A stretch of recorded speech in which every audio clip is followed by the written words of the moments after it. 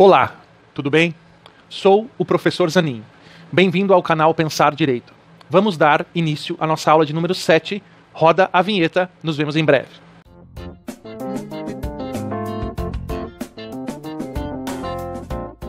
Hoje vamos dar continuidade ao referencial teórico e à metodologia do seu TCC. Vamos ver os tipos de pesquisa e os instrumentos ou técnicas de pesquisa. Além disso, vamos ver também as citações e as referências. Na próxima aula, a última do semestre, vou fazer uma surpresa para vocês com tudo o que já vimos até aqui. Então, nossa aula de hoje será dividida em 6 partes: revisão, tipos de pesquisa, técnicas de pesquisa, citações, referências e quadro de referência. Então, vamos começar. Parte 1. Revisão. Na aula 1, vimos o plano de ensino, pesquisa, fases da pesquisa, conhecimento, níveis do conhecimento, estrutura das ciências, dinâmica da pesquisa, academia e formação humana, bem como o trabalho 1. Na aula 2, vimos os 4 passos do TCC, além de tema, delimitação e justificativa, bem como o trabalho 2. Na aula 3, vimos o problema e as hipóteses e o exemplo da pandemia, bem como o trabalho 3. Na aula 4, vimos o sumário ou esquema provisório, objetivo geral, objetivos específicos e trabalho 4. Na aula 5, vimos teorias epistemológicas, filosofia e ciências, teorias filosóficas e quadro de referência. Na aula 6, vimos ciência e filosofia, sentidos da educação, teorias científicas pedagógicas, sentido comum teórico pedagógico, métodos científicos e quadro de referência. Se você perdeu alguma dessas aulas ou não fez algum dos trabalhos, ainda dá tempo, é só olhar os links aqui na descrição, logo abaixo do vídeo. Parte 2. Tipos de pesquisa. Lá nas nossas primeiras aulas, falamos sobre a estrutura das ciências e seus elementos: sujeito, objeto, método, verdade, contexto e fundamento.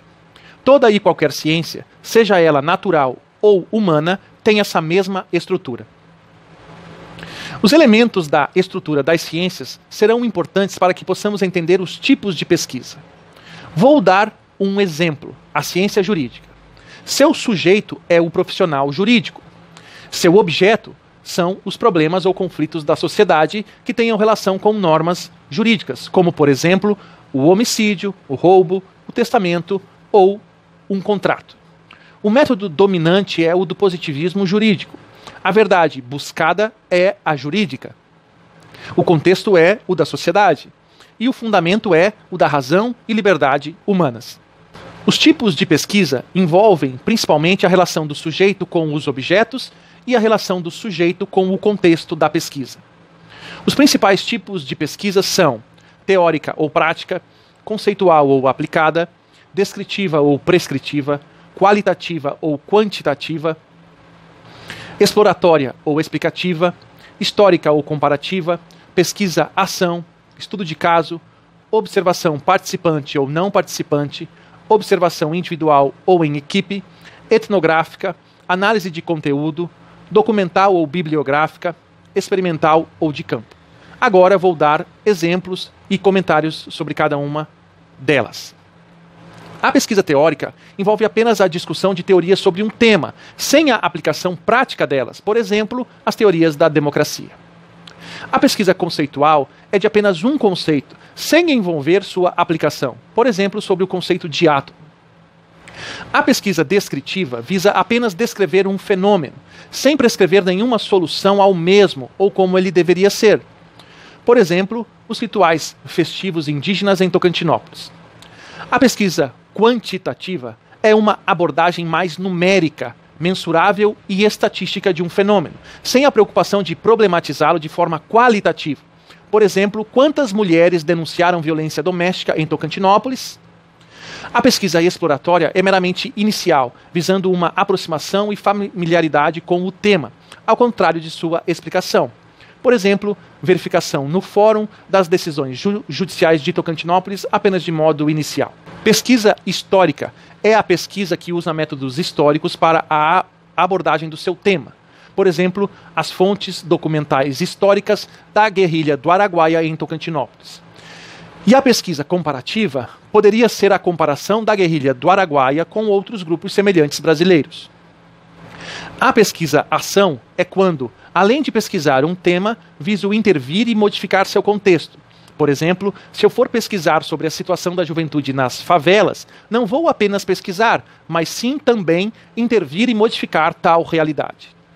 O estudo de caso é quando, ao invés de pesquisar a violência doméstica ou a violência política que as mulheres sofrem, pesquiso um caso paradigmático e exemplar, como o caso Maria da Penha ou o caso Marielle, e a partir deles problematizo toda a temática da pesquisa. A pesquisa, que tem como base a observação, pode acontecer de várias maneiras, sempre destacando a relação e o número de sujeitos com o objeto e o contexto a serem pesquisados.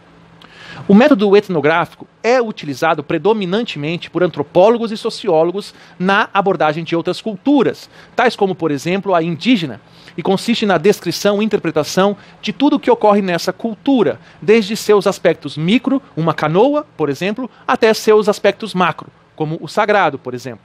A análise de conteúdo é uma técnica de pesquisa que trabalha com documentos escritos ou orais e busca seus significados manifestos e latentes, numa mistura de linguística com ciências psicológicas.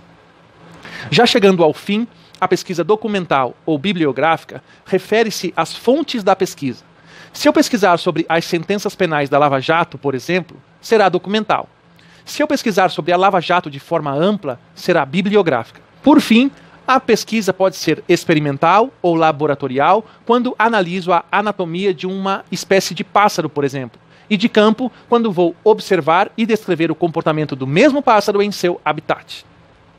Cuidado, é muito comum a confusão entre métodos de pesquisa e tipos de pesquisa. Não caia nessa armadilha. Deixe bem claro em seu projeto e no seu TCC o método e o tipo de pesquisa que você utilizou e justifique suas escolhas. Parte 3. Técnicas de pesquisa. As técnicas ou instrumentos de pesquisa referem-se ao modo de coleta e análise de dados do seu tema.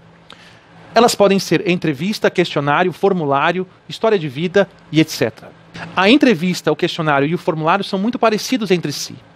A entrevista é feita pelo próprio entrevistador e seu entrevistado de forma direta. Já o questionário não exige a presença do entrevistador diretamente com seu entrevistado. O formulário, por sua vez, permite que muitos entrevistadores apliquem a vários entrevistados ao mesmo tempo. Cabe a cada pesquisador decidir se vai coletar dados e de que forma.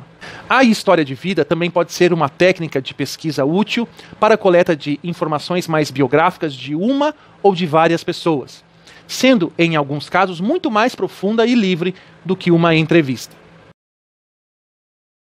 Parte 4. Citações. Todo trabalho científico necessita de citações. É como uma prova de que o pesquisador pesquisou, selecionou e leu as fontes principais de seu tema. Mas o que é uma citação? Quais são os tipos de citações? A citação é quando uma pessoa, ao escrever, usa ideias de outras pessoas.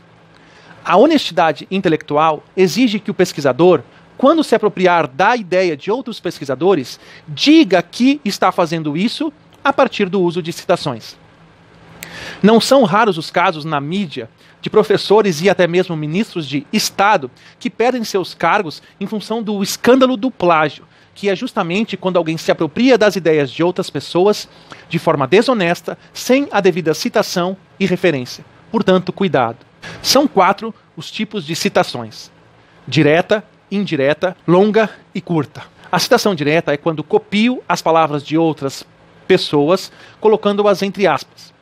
A citação indireta é quando eu mesmo reescrevo as ideias de outras pessoas com as minhas próprias palavras e sem aspas. A citação longa é quando, ao copiar as ideias de outras pessoas, faço isso com mais de 3 linhas, devendo a mesma ser destacada do meu texto, com fonte menor, recuada da margem esquerda e sem aspas. E, até 3 linhas, é a citação curta, podendo estar misturada ao meu texto com fonte igual, sem recuo e com aspas. Parte 5.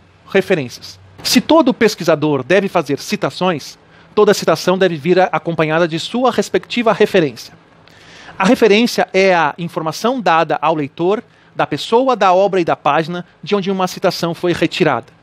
O método mais utilizado atualmente é o sistema autor-data, no qual toda citação é acompanhada no texto do autor e do ano da obra. E, ao final do texto, é informada a referência completa da obra.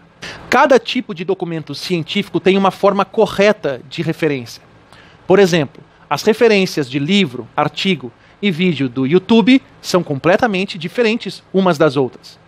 Os manuais de trabalhos científicos de cada instituição trazem vários exemplos de como devem ser feitas as referências de cada tipo de documento.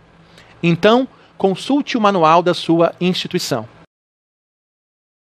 Parte 6, quadro de referência. Agora sim, vocês são capazes de compreender totalmente o quadro de referência, pois ele nada mais é do que a coerência e a compatibilidade de todas as decisões que você, enquanto pesquisador, tem que tomar a respeito das teorias, dos métodos, dos tipos e das técnicas de pesquisa. Então, cuidado para não fazer escolhas incoerentes e incompatíveis entre si. Então era isso por hoje. Obrigado por acompanhar até aqui. Não esquece dos 4 Cs. Curte, compartilha, comenta e cola no canal fazendo sua inscrição.